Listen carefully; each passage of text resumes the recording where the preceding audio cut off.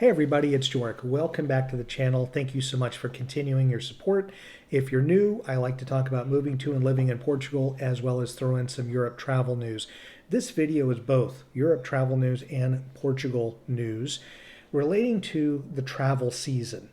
There are a number of you, and when I say a number, maybe 20 or 30 between comments or emails to me saying you're looking to come in late November, December, even early January to Portugal, whether it be the mainland, the Azores, or Madeira, to check it out for a scouting trip.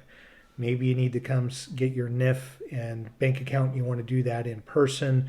You want to look at property. Or maybe you're just coming for a vacation. You're not going to move here, but you just want to see what Portugal's like. So as many of you are looking to come at this time, you've messaged going, am I going to have to worry about train cancellations or delays at the buses, or is there going to be any issues at airports? So I wanted to go through what I knew at the moment, or what I know as of today, and then I wanted to assure you that I will make YouTube shorts, so either 30 or 60-second videos, or I'll make longer videos if applicable, to let you know what the latest and greatest is across Portugal. So first things first, I made a video just a couple of days ago about TAP Portugal. So many of you realize that TAP is canceling some flights for the end of the year. It's 7 per day. I don't think that's going to impact international travelers. Most of the flights that are international outside of Portugal are more than 50%. In fact, more of them are more like 85 to 100% occupied, meaning it's a full plane. So they're not likely to cancel those flights. It will be more regional routes within Portugal, or maybe Portugal to Spain, that they may look to cancel, but that really shouldn't impact your holiday travel plans. I do want to remind you, though, those of you coming internationally, and I'll say, when I say international, outside of the EU into Portugal, if you're coming into one of the airports and they have the electronic passport option available, I know Porto, Lisbon, and Faro do, that if you're coming in and you have the little symbol on your passport that shows electronic, which will match the symbol at the airport sign, go through that passport control because it'll be so much quicker. You just have to show your passport. It will give you a green light. You take a couple of steps. You look.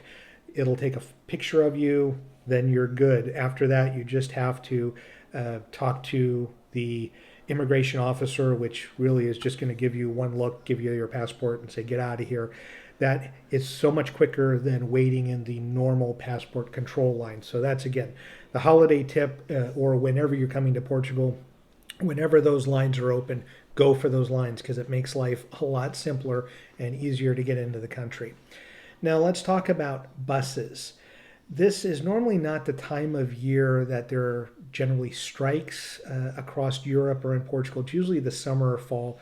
Haven't had any bus interruption to speak of this year, thankfully. That is across Europe. And in people that we know that live around Porto, ourselves in Lisbon, people in the Algarve, as well as friends that live in the Azores or Madeira, haven't reported any issues. So if you have bus connections, or if you're going to get bus tickets, there's a good chance that you're not going to have any interruptions or delays or strikes along the way.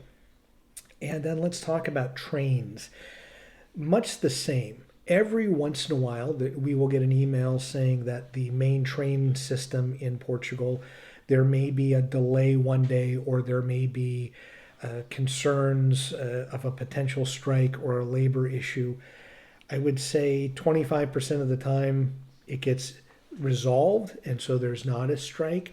But I would, if you're booking tickets, or if you've already booked tickets for your travel in and around Portugal via a train, just go to the website, go to the train company's app, or check your email to see if there's any possible issues going on with the trains. Oftentimes, it's as much to do about construction and the need to shut down some tracks to do renovation or construction work as it is, let's say, a potential labor issue. And then I want to speak to the metro system, or subway, depending on how you want to call it, here in Lisbon. There are, just last month, there was a strike that went on. I think here in November, there's potentially another day that they are projecting where they may have a morning or an afternoon strike. where it may shut down a good chunk of the metro system within Lisbon. That is something that generally, again, is summer and fall time frame for doing that, but they have extended that into, let's say, the late fall and early winter. So I would say that most of you coming are not going to necessarily have metro tickets ahead of time. Often, much like us, you get them as you need them. But I would make sure that you can check back with my channel. I can either, again, I'll either do a YouTube short or I'll do a quick post on it, so it'll be in the comments. Or go to Portugal News, Portugal Resident, Publico.pt or Expresso.pt. And those publications do a really good job of letting people know about, let's say, transportation delays or cancellations. As of speaking of that, there really isn't anything else, and I know some of you are going to the Azores. A couple of people are checking out Madeira to see if that might be what you want in not just Portugal, but island living.